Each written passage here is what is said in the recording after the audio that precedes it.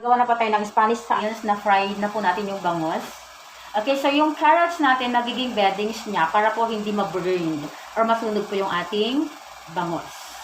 Ayan. That's 2 pieces of medium size carrots pa. Ayan, so 1 clove of garlic.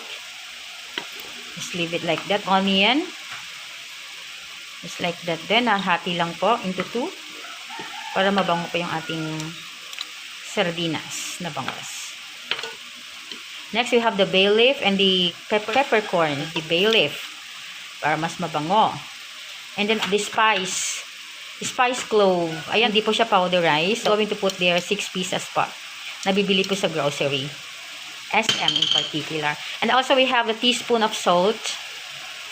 There you go. So, we have bangus. Ayan. So, dahan-dahanin lang ang paglagay. That's 1 kilo of bangus. We have the chili. It's either dried or fresh. It's okay. Ayan po, we have 2 for 6 pieces of chili. 1/2 cup of vinegar po. Yeah, any brand is okay. We have the oil.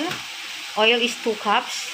And then we have the water. We have 4 cups of water po for the 1 kilogram of bangus. It's 4 cups. 3 to 4 cups. But then, mas magandang 4 cups para hindi po tayo pabalik-balik mamaya na maglagay ng water.